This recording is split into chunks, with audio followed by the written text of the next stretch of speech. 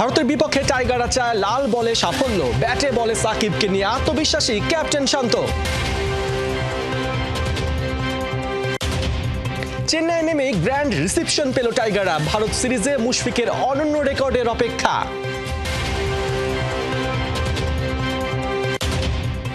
সালাউদ্দিনের এক তন্ত্র শেষে ফিরছে ফুটবলের সুদিন, বাফুফে সভাপতি পদে নির্বাচনে নামছেন তরফদার রুহুল আমিন। 2 মাস পর মাঠে নেমে জোড়া গোলে মাতালেন লিওনেল মেসি, লিওর রেকর্ডের দিনে দাপুটে জয় পেল ইন্টার মায়ামি।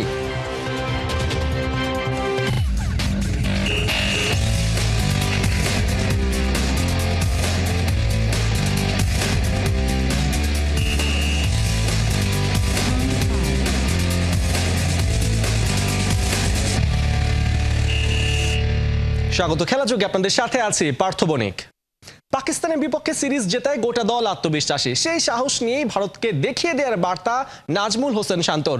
টিম ইন্ডিয়ার বিপক্ষে 2 টেস্ট ও 3 টি-20 সিরিজের জন্য রবিবার দেশ ছাড়ার আগে বাংলাদেশ কাপ্তান জানিয়েছেন 5 দিন ভালো ক্রিকেট খেলে লাল বলেও পজিটিভ ফল আনা সম্ভব। নিজের ব্যাটিং ফর্ম আর সাকিব ইস্যুতেও কথা বলেছেন শান্ত।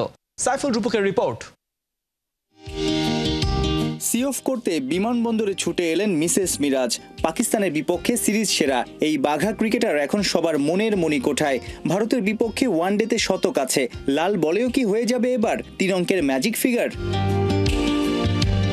বাংলার ক্রিকেটের আরেক মার্ভেলাস মুশফিক, একমাত্র তারই আছে সাদা পোশাকে ভারতের মাটিতে শতক হাঁকানোর সুখস্মৃতি। পাকিস্তানের বিপক্ষে অল্পের জন্য ডাবল সেঞ্চুরি মিস করা মুশি ফর্মটা ধরে রাখতে পারলে চিকন ঘাম বের হয়ে যাবে রোহিত কোহলিদের। কখনো ভারতের বিপক্ষে টেস্ট না জেতা টাইগাররাই এবার দাঁতে দাঁত চেপে লড়াই করার জন্য তৈরি। পাকিস্তানে একটা ভালো সিরিজ পার হওয়ার পরে অবশ্যই একটা বাড়তি কনফিডেন্স তো দলের মধ্যে আছে, ইভেন পুরা দেশের মানুষের মধ্যেই আছে। বাট প্রত্যেকটা সিরিজে একটা অপরচুনিটি। আমরা 2টা ম্যাচে জেতার জন্য খেলবো এবং জেতার জন্য যে জিনিসগুলো ইম্পর্টেন্ট, প্রসেসটা ইম্পর্টেন্ট। সো আমাদের লক্ষ্য ওটাই থাকবে যে আমাদের কাজটা আমরা ঠিকমতো করতে পারছি কিনা। সো আমরা যদি আমাদের কাজটা ঠিকমতো করতে পারি অবশ্যই ভালো রেজাল্ট সম্ভব। মুমিনুলের কাপ্তানিতে সবশেষ ভারতে টেস্ট খেলেছিল বাংলাদেশ। 2019-এ 2 ম্যাচেই ইনিংস ব্যবধানে হেরেছিল টাইগাররা। বাংলার 40 উইকেটের 35টাই দখলে নিয়েছিল ভারতীয় পেসাররা। কিন্তু এবার ভিন্ন বাংলাদেশ। তাসকিন হাসান নাহিদদের পেস অ্যাটাকের ঝাঁজ দেখে পিচ নিয়ে মহা দুশ্চিন্তায় ভারতীয় ম্যানেজমেন্ট। ওনারা কি চিন্তা করছে বা ওই টিম কি চিন্তা করছে এটা তো আসলে আমি বলতে পারবো না। বাট আমাদের আপনি যেটা বললেন যে স্পিন এবং পেস ভালো একটা অবস্থানে আছি, বাট স্টিল এখানে যদি ওই দলের সাথে কম্পেয়ার করেন এক্সপিরিয়েন্সের দিক থেকে আমাদের পেস বোলাররা তুলনামূলকভাবে একটু পেছনের দিকে আছে। স্কিল ওয়াইজ হ্যাঁ হয়তো আমরা কাছাকাছি আছি, বাট এক্সপিরিয়েন্সের দিক দিয়ে ওই দলটা একটু এগিয়েই রাখবো আমি অবশ্যই। বাট স্পিনারদের আমাদের খুব ভালো এক্সপিরিয়েন্স আছে, যে কোনো কন্ডিশনে বল করার ওই অ্যাবিলিটিটা আছে। সো আমি এতটুকু বলতে পারি পেসার, স্পিনার এবং ব্যাটসম্যান যারাই খেলবেন এই সিরিজটা প্রত্যেকটা প্লেয়ার 100% দিবেন এবং আমি বিশ্বাস করি যে 5 দিন যদি আমরা ভালো ক্রিকেট খেলতে পারি তাহলে খুব এক্সাইটিং একটা ম্যাচ হবে। নাজমুল শান্ত ক্যাপ্টেন্সি দুর্দান্ত করছেন, কিন্তু ভক্তরা তার কাছে বড় স্কোরও আশা করছে। ভারত সিরিজে কি সামনে থেকে নেতৃত্ব দিতে পারবেন? বাংলাদেশ টিম জিতুক, এটা আমার পার্সোনাল লক্ষ্য এবং আমার ইচ্ছা যে আমি অ্যাজ এ ব্যাটার হিসেবে দলকে যেন কন্ট্রিবিউট করতে পারি এবং ওটার জন্য যেরকম প্রিপারেশন নেওয়ার দরকার ছিল আলহামদুলিল্লাহ আমি নিতে পেরেছি। ছুটি কাটিয়ে শনিবার ঢাকায় ফিরে রবিবার দলের সঙ্গে চেন্নাই গেলেন হেড কোচ চান্ডিকা হাথুরু সিংহে। ইংল্যান্ডে কাউন্টি ক্রিকেটে 2 ইনিংসে 9 উইকেট তোলা সাকিবও সাউথ ইন্ডিয়ায় পৌঁছেছেন। অ্যাজ ইউজুয়াল আগে যা প্রত্যাশা করতো এখনও তাই করছে, খুবই ভালো। আমার মনে হয় প্রিপারেশনটা ওনার ভালোই হয়েছে। বোলিংটা যদিও ব্যাটিংয়ে রান করতে পারেননি, বাট আমার মনে হয় প্রিপারেশন খুব ভালো হয়েছে ওনার এবং আমি আশা করি যে এই সিরিজে উনি ভালো কিছু করবেন। 19 সেপ্টেম্বর চেন্নাইয়ে ভারত বাংলাদেশ প্রথম টেস্ট। সাইফুল রূপক, 71। 2 ম্যাচের টেস্ট সিরিজকে সামনে রেখে ভারত পৌঁছেছে বাংলাদেশ দল। চেন্নাইয়ে পৌঁছে এই টিম হোটেলে টাইগাররা পেয়েছে গ্র্যান্ড রিসেপশন। এদিকে ভারতে পা রাখতেই শুরু হয়ে গেছে রেকর্ডের হিসাব নিকাশ, যেখানে বড় নাম মুশফিকুর রহিম। ভারতে কেন স্পটলাইটে মিস্টার ডিপেন্ডেবল, আর কোন কোন চ্যালেঞ্জ অপেক্ষা করছে মুশফিকের সামনে, বিস্তারিত থাকছে রিপোর্টে। ভারতের আকাশ চিরে টিম বাংলাদেশের আগমন। চেন্নাইয়ে পা রাখতেই টাইগারদের ঘিরে সাজ সাজ রব। বাস থেকে একে একে তাসকিন, মুমিনুলরা নেমে গেলেও গেটের সামনে একজনের অপেক্ষায় মুশফিকুর রহিম। তিনি জাকির হাসান। বাসের অসমাপ্ত গল্প যে তাদের তখনও বাকি। এদিকে লিটন, সাদমান সহ বাংলাদেশ বহরের অপেক্ষায় আগে থেকেই প্রস্তুত ছিল চেন্নাইয়ের অভিজাত আইটিসি হোটেল। টাইগাররা লবিতে ঢুকতেই তাদের বরণ করে নেওয়া হয় ফুল আর উত্তরীয়তে। একদম গ্র্যান্ড রিসেপশন যাকে বলে। চেন্নাইয়ের এই এন্ট্রি ফুটেজের মতো এবারের সিরিজেও ফোকাসটা কিন্তু একজনের দিকে। তিনি মুশফিকুর রহিম। টাইগার মাস্ত্রোর অপেক্ষায় অনন্য এক রেকর্ড। আন্তর্জাতিক ক্রিকেটের 3 ফরম্যাটে এখন পর্যন্ত বাংলাদেশের হয়ে সবচেয়ে বেশি রান তামিমের। আর এরপরেই আছেন মুশফিক, সাকিব, মাহমুদুল্লাহ। সবাই পার করেছেন 10,000 রানের গন্ডি। কিন্তু ভারত সিরিজে আর 7 রান করলেই তামিমকে টপকে বাংলাদেশ ক্রিকেট ইতিহাসে সর্বোচ্চ রানের মালিক বনে যাবেন মিস্টার ডিপেন্ডেবল। মুশফিক ভারত সিরিজে কেন বাংলাদেশের মূল ব্যাটিং স্তম্ভ, কেন তাকে নিয়ে ভারতের বিশেষ পরিকল্পনা, সেটা তো পরিসংখ্যানেই স্পষ্ট।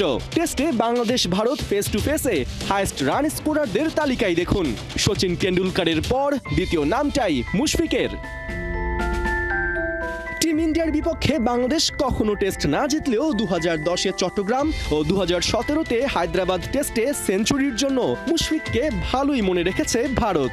শুধু কি সেঞ্চুরি, 2019 ভারত সফরে বাংলাদেশ দল যখন রীতিমতো ধুঁকছিল তখনও ইন্দোর আর ইডেন গার্ডেন্সে ব্যাক টু ব্যাক 50 তুলে নিয়েছিলেন মুশফিক। মুশফিকের ডমিনেন্স তো দেখা হলো, এবার আলো ফেলা যাক তার চ্যালেঞ্জের দিকে। ভারতের বিপক্ষে 15 ইনিংসে পেসারদের তুলনায় স্পিনারদের কাছেই বেশি উইকেট হারিয়েছেন এই টাইগার ব্যাটার। পেসারদের বিপক্ষে 6 বার আর স্পিনারদের বিপক্ষে 9 বার পরাস্ত হয়েছেন মুশফিক। তো দেখে নেওয়া যাক স্পিনে এই টোটাল 9 ডিসমিসালে কে কতবার মুশফিকের উইকেট পেয়েছেন। রেকর্ড বলছে অমিত মিশ্রর কাছে 2 বার, অশ্বিনের কাছে 4 বার, অক্ষর প্যাটেলের কাছে 2 বার আর কুলদীপ যাদবের কাছে 1 বার আউট হয়েছেন মুশফিক। আসন্ন সিরিজে ভারতীয় স্কোয়াডে আছেন শেষের 3 জন, অশ্বিন, অক্ষর আর কুলদীপ। তাই তাদের দিকে বাড়তি নজর রাখতে হবে টাইগার ব্যাটারকে। তবে এত সবের মাঝেও এটা ঠিক, মুশফিকের দিনে কোনো বোলারেরই সুযোগ নেই। পাকিস্তান সিরিজে 108 গড়ে ব্যাট করে সেটাই দেখিয়েছেন এই টাইগার মাস্ত্রো। তাই চেন্নাই আর কানপুরে মুশফিক শোয়ের অপেক্ষা তো করা যেতেই পারে। পার্থ বণিক, 71। চেন্নাই টেস্টের পিচ নিয়ে চরম নাটকীয়তা চলছে ভারতে। স্পিনিং ট্র্যাকে দেখা যাচ্ছে লাল রং, আবার ঘাসও আছে। শেষ অবধি ঠিক কেমন হতে পারে প্রথম টেস্টের 22 গজের আচরণ? মাহাদি হাসানের রিপোর্টে বিস্তারিত। চেন্নাইয়ের উইকেটে স্পিন ধরবে এমন আলোচনা সবখানে। তবে টেস্ট শুরু হওয়ার আগে পিচের চেহারা দেখা যাচ্ছে লাল। রেড পিচ হবার কারণে স্পিনারদের সুযোগ কমবে, কোথাও কোথাও এমন আলোচনা চলছে। আসলেই কি তাই? লাল পিচের প্রকৃত চরিত্র ব্যাখ্যা করতে গিয়ে এক্সপার্টরা বলছেন এ ধরনের 22 গজের টস জিতে ব্যাটিং নেওয়াটা গুরুত্বপূর্ণ, কারণ ব্ল্যাক পিচের তুলনায় এই ট্র্যাক ভাঙে দ্রুত। কাজে পরে ব্যাট করা দলের জন্য টিকে থাকা কিংবা ভালো কিছু করা কঠিন। রেড পিচের শুরুতে ফাস্ট বোলাররা পান বাড়তি বাউন্স। বল ভালো হাইটে আসায় সেরা ব্যাটারদের জন্য আবার সেটা সুবিধের কারণও। সে কারণে শুরুর ইনিংসে পেস ইউনিটের যেমন ফায়দা, তেমনি রান তোলাটা খানিকটা সহজ। গতানুগতিক ব্ল্যাক ট্র্যাকের তুলনায় এই উইকেট যেহেতু ভাঙে দ্রুত, সে কারণে সময়ের সাথে স্পিনাররা হয়ে পড়তে পারে এখানকার মুখ্য চরিত্র, বিশেষ করে যাদের ফ্লাইট কম বেশি সেসব স্পিনাররা। কারণ গতানুগতিক পিচের তুলনায় রেড পিচে স্পিনারদের বল দ্রুত আসে, টার্নও বেশি। টার্ন আর বাউন্স তৃতীয় বা চতুর্থ দিন নাগাদ ভয়ঙ্কর ধারণ করতে পারে। সাপের মতো আঁকা বাঁকা এ ধরনের ময়দানে সচরাচর কমই থাকে 5 দিন অবধি ম্যাচ করানোর সম্ভাবনা। বাংলাদেশের জন্য সমস্যার নাম দুটা। তো ব্ল্যাক পিচে খেলে অভ্যস্ত টাইগাররা আরেক সমস্যা, চেন্নাইয়ের লাল পিচে ঘাস রেখে দিয়েছে কিউরেটররা। 2019 ট্যুরে ইন্দোর আর কলকাতায় ঘাস রেখে দেওয়ার একই ট্যাকটিক্স নিয়েছিল ইন্ডিয়া। স্পিনিং ট্র্যাক বুঝে একাদশ সাজিয়েছিল টাইগাররা। সিরিজ শেষে দেখা গেছে বাংলাদেশের পড়া 40 উইকেটের মধ্যে কেবল 5টা নিয়েছে ভারতের স্পিনাররা। সেবারের মতো এবারও কি পিচ কন্ডিশন পড়তে ভুল করবে টাইগাররা? বাংলা সেই প্রবাদটা হয়তো প্রাসঙ্গিক, ন্যাড়া প্রত্যেকদিন বেলতলায় যায় না। মাহাদি হাসান, 71। কোটি কোটি টাকা ঋণের বোঝা বাফুফের ঘাড়ে চাপিয়ে চলে যেতে চাইছেন কাজী সালাউদ্দিন। এর দায় নেবে কে? তাবিত আওয়াল, মঞ্জুর কাদের ও তরফদার রুহুল আমিনরা সালাউদ্দিনের কাছে পাবেন কয়েক কোটি টাকা। সংগঠকরা মনে করেন তাকে আইনের আওতায় এনে নজির স্থাপন করা উচিত। মেহেদী নাইমের report. It's a national team. Let's talk something about the national team. আমি আপনাদের কোনো প্রশ্নের উত্তর দিব না। আমি আমার মতামতটা দিয়ে দিয়েছি যে আমি ইলেকশন করছিলাম। ধন্যবাদ, থ্যাংক ইউ। এভাবেই গেল 16 বছরেরও বেশি সময় ধরে সকল প্রকার জবাবদিহিতাকে এড়িয়ে গেছেন কাজী সালাউদ্দিন। শেষ সংবাদ সম্মেলনেও তাই করলেন। নির্বাচন থেকে সরে গিয়ে সব থামাচাপা দিতে চাচ্ছেন, কিন্তু বিভিন্ন আর্থিক দুর্নীতির হিসেব মঞ্জুর কাদের, তরফদার রুহুল আমিন থেকে শুরু করে তাবিদ আওয়াল কাজী সালাউদ্দিনের থেকে পাবেন কয়েক কোটি টাকা। সেই টাকা দিবে কে? এমন কি কোনো ঘটনা আছে যে বাফুফে থেকে আপনি টাকা পাবেন? বাংলাদেশ সুপার লিগ করার জন্য, তো এইটা করার জন্য ফুটবল ফেডারেশন আমরা একটা চুক্তিও করেছিলাম, 50 লাখ টাকা অ্যাডভান্সও দিয়েছিলাম। এইটা তো কোনো রিফান্ড নাই, কোনো কিছু নাই। আদৌ তারা এটা দেখিয়েছিল কিনা, কি করেছিল কিনা আমরা জানি না, সেটাকে আমরা পাই। কাজী সালাউদ্দিন যাবার আগে সব হিসাব কিতাব বুঝিয়ে দিয়ে যায় কিনা সেটা এখন বড় প্রশ্ন। শেখ হাসিনার বিদায়ের পর তাকে শাস্তির আওতায় আনতে যেমন করা হচ্ছে একের পর এক মামলা, ঠিক তেমনি কাজী সালাউদ্দিনকেও আইনের আওতায় আনা উচিত বলে মনে করেন অনেক সংগঠক। আমাদের আমলে কি আমরা যেগুলো করছিলাম, আজকে পায়োনিয়ার লিগ থেকে শুরু করে আজকে আন্ডার 16, আন্ডার 18 করে আমাদের ন্যাশনাল ফুটবল, আজকে যে ভুটান যাদেরকে আমরা 12 গোল 13 গোল দিতাম, যে নেপাল যাদেরকে আমরা 6-7 গোল দিতাম, আজকে কি অবস্থা? আজকে সেখানে আজকে বাংলাদেশ সেখানে যে উল্টা এত গোল খায় ফিরে আসে। তো এইটাই তো হলো আজকে ফুটবল। আজকে ফুটবলের দিকে তাদের খেয়াল নাই, তাদের হলো বাজেট, তাদের হলো টাকা, এবং সেগুলো কীভাবে তারা মারতে পারে। এটা একটা মাফিয়াদের চক্র হয়ে গেছে। কাজেই মাফিয়াদের হাত থেকে আজকে ক্রীড়াঙ্গনকে বাঁচাতে হবে। ক্রীড়াঙ্গনকে বাঁচাতে হলে সত্যিকার অর্থে যাদের স্পোর্টস ব্যাকগ্রাউন্ড আছে, যে সমস্ত কর্মকর্তা, যে সমস্ত সাবেক খেলোয়াড়, তাদেরকে নিয়েই, এবং উৎসাহী যারা আছে, যে সমস্ত ক্রীড়া সংগঠক, তাদেরকে এনে আজকে বিভিন্ন ক্রীড়া ফেডারেশনগুলোকে সংগঠিত করে অনতিবিলম্বে, আর দেরি না করে, কারণ তারা যতদিন থাকবে তারা আরও ধ্বংস করবে, কারণ তাদের মোটিভ হলো রাজনৈতিক। সারা দেশে ফুটবল উন্নয়নে 2019-20 অর্থ বছরে বাফুফেকে 20 কোটি টাকা বরাদ্দ দিয়েছিল অর্থ মন্ত্রণালয়। সেখান থেকে 10 কোটি টাকার কোনো হিসেব দিতে পারেনি বাফুফে। 2016 সালে সিলেট বিকেএসপিতে ক্যাম্প করা বাবদ 2.5 কোটিরও বেশি টাকা উধাও। ফিফা ফরওয়ার্ড ফান্ডের কোটি কোটি টাকার খরচেরও নেই কোনো প্রমাণ। এসব চুরি করে কেটে পড়ে বেঁচে গেলে হবে নজির।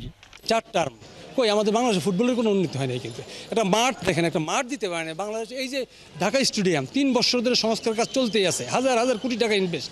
ফেডারেশন থেকে যেই তদারকিতে যায় তারা টাকা দিয়া ঠিকাদাররা অফ করে দেয়। এগুলো তো ওনার দেখা উচিত ছিল।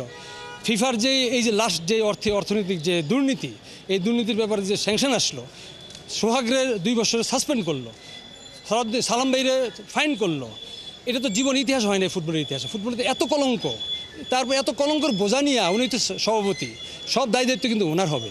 বাংলাদেশ ফুটবল ফেডারেশনে যত কর্মচারী আছেন, সাফের অন্যান্য দেশের ফুটবল ফেডারেশনে নেই এত কর্মচারী, যাদের বেশিরভাগই কাজী সালাউদ্দিনের আস্থাভাজন। সালাউদ্দিন চলে গেলেও তাদের দিয়ে কতটা সুপথে চলবে দেশের ফুটবল, সেই প্রশ্ন থেকেই যায়। মেহেদী নাইম, 71। ফুটবল ফেডারেশনের দায়িত্ব নিয়ে একটা লক্ষ্য নিয়ে কেবল কাজ করে গেছেন কাজী মোহাম্মদ সালাউদ্দিন, নিজের ক্ষমতা টিকে রাখা। সে কারণে টেবিলের খেলায় কাছে টেনেছেন অযোগ্য চাটুকারদের আর দূরে ঠেলেছেন ফুটবল পাগল সৎ ক্রীড়া সংগঠকদের। তার প্রভাব পড়েছে মাঠের ফুটবলেও। মরে গেছে তৃণমূলের ফুটবল, খেলোয়াড় তৈরি হয়নি। জাতীয় দল মাঠে নেমেই তাই হয়েছে দিশেহারা। ফুটবলে কাজী সালাউদ্দিনের গেল 16 বছর ধরে যে ধ্বংসযজ্ঞ চালিয়েছেন তার বিস্তারিত খালিদ জামিলের 2 পর্বের ধারাবাহিক রিপোর্টে। প্রথম পর্ব থাকছে আজ। একটা ছবি কখনো কখনো অনেক ইতিহাস আর কেলেঙ্কারির সাক্ষী দিতে পারে। এই দুজনকে একসাথে এক ফ্রেমে খুব একটা দেখা যায় না, কারণ দেশের রাজনীতিতে কুখ্যাত দরবেশ সালমান এফ রহমান তার গেমগুলো খেলেছেন টেবিলের তলা দিয়ে। কিন্তু একদিকে দরবেশ বাবার আশীর্বাদ, অন্যদিকে প্রিয় আপার ভাই আর শেখ কামালের বন্ধু। এই পরিচয় দিয়েই কাজী সালাউদ্দিন আঁকড়ে ছিলেন ক্ষমতার মসনদ। তার নেতৃত্বে থাকা ফুটবল ফেডারেশনে লাগামহীনভাবে হয়েছে দুর্নীতি আর স্বেচ্ছাচারিতার মহোৎসব। মূলধারার রাজনীতি না করেও যিনি ক্রমাগত খেয়ে গেছেন সেই রাজনীতির গুড়। ক্ষমতা হারিয়ে বাকিরা যখন দৌড়ের উপর, কাজী সালাউদ্দিন তখনও বহাল তবিয়তে। তেড়ে ফুড়ে ফের ঘোষণা দিয়েছিলেন আরও একবার নির্বাচনে অংশ নেয়ার। তবে বুঝতে পারলেন share market mafia Salman F Rahman কারাগারে আর প্রিয় আপা সীমান্তের ওপারে। তাহলে আগের ইলেকশন মেকানিজম কাজ করবে কিভাবে? তাই মানে কেটে পড়াই ভালো। কিন্তু বাফুফের গদিতে গেল 16টা বছর যে রাজত্ব করে গেলেন, ওই পরিচয় ভাঙিয়ে জায়গা করে নিলেন ফিফা, এফসি, সাফের মতো প্রতিষ্ঠানে। যাওয়ার আগে এই ফুটবলটাকে কি দিয়ে গেলেন, সেই অঙ্কই এবারে মেলানোর চেষ্টা করা যাক। দায়িত্ব নিয়েই অনিয়মিত হয়ে পড়া জাতীয় লীগ আয়োজন শুরু করেছিলেন, সবাই খুশি। তবে মাঠের মতো টেবিলেরও তুখোড় খেলোয়াড় সালাউদ্দিনের সেটাই ছিল ফুটবলের বৈশ্বিক প্রতিষ্ঠানগুলোতে পৌঁছানোর পথ। ফিফার কাছ থেকে টাকা তো আনতে হবে। কিন্তু সেই লিগের অবস্থাও পরবর্তীতে হয়েছে বেহাল। অর্থের ঝনঝনানি টেকেনি বেশি দিন, ভেন্যুগুলোর অবস্থা যাচ্ছে তাই। প্রায় প্রতিটা ম্যাচেই রেফারির ভূমিকা প্রশ্নবিদ্ধ। প্রতি বছর লিগ মৌসুমের নেই নির্দিষ্ট কোনো সময়সীমা, যে কারণে প্রায় দেখা যায় মোটা টাকা খরচ করে দেশি বিদেশি খেলোয়াড় এনে বসিয়ে রাখতে হয় ক্লাবগুলোকে। ফুটবল থেকে মুনাফা তো নেই, বরং লস আর লস। স্বার্থ উদ্ধার হয়ে গেলে এভাবেই সব কিছুকে ছুঁড়ে ফেলে দেন মিস্টার প্রেসিডেন্ট। তবুও তো বছরে একবার করে মাঠে গড়িয়েছে প্রিমিয়ার লিগের বল। নিচের গুলোর অবস্থা তো আরো খারাপ। সালাউদ্দিনের 16 বছরে ফার্স্ট ডিভিশন ফুটবল হয়েছে 6 বার, দ্বিতীয় ও তৃতীয় বিভাগ 7 বার, পাইনিয়র লিগ হয়েছে মাত্র 8 বার। এসব নিয়ে কোনো চিন্তাই ছিল না কাজী সালাউদ্দিনের। পেশাদার লিগের দায়িত্ব দিয়ে রেখেছিলেন আরেক গুণধর সাবেক তারকা ফুটবলার আব্দুস সালাম মুর্শিদিকে। দেশের ফুটবল ধ্বংসে তার কাণ্ডকীর্তি নিয়মিত জানিয়ে এসেছে খেলাযোগ।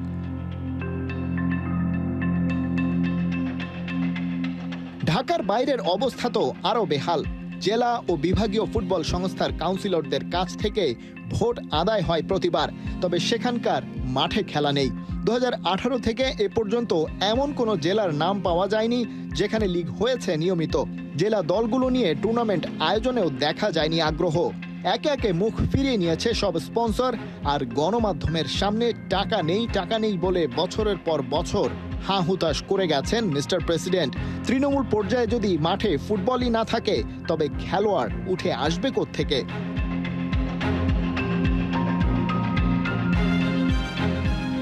যা হওয়ার হয়েছেও তাই। জাতীয় দলের ওপর অনেক বেশি ফোকাস থাকলেও কোনো ফলাফল এনে দিতে পারেনি তারা। সালাউদ্দিনের আমলে একবারও খেলতে পারেনি সাফের ফাইনাল। এর প্রভাব স্বাভাবিকভাবেই পড়েছে বাংলাদেশ দলের ফিফা র্যাঙ্কিংয়ে। কাজী সালাউদ্দিন দায়িত্ব নেয়ার আগে 2007 সালেও দেশটার অবস্থান ছিল 151-তে। অবস্থা এতটাই নাজুক হয়ে পড়ে যে সেটা 1997-তে গিয়ে ঠেকে। বেশিরভাগ সময়ে ওঠানামা করেছে 80-র ঘরেই। অথচ 96 সালেও পৃথিবীর 110 নম্বর ফুটবল নেশন ছিল বাংলাদেশ। মাঠের খেলার এই হাল হওয়ার মূল কারণ বাফুফের বিদায়ী প্রেসিডেন্ট ব্যস্ত ছিলেন নিজের টেবিলের খেলা নিয়ে। গদি বাঁচাতে শিখেই তুলেছেন ফুটবলকে। সালাউদ্দিন ভুলে গেছেন এই ফুটবলই তার জায়গাটা করে দিয়েছিল জনমানুষের মনে। যে টেবিল গেমের কথা উঠে আসছে বারবার, প্রেসিডেন্টের সেই খেলার বিস্তারিত থাকছে প্রতিবেদনের পরবর্তী পর্বে। খালিদ জামিল, ৭১। চলছে খেলাযোগ সরাসরি সংবাদ অনুষ্ঠান দেখতে চোখ রাখুন ৭১-এর ফেসবুক পেজে এবং সাবস্ক্রাইব করুন ৭১-এর ইউটিউব চ্যানেল। ৭১-এর সাথেই থাকুন।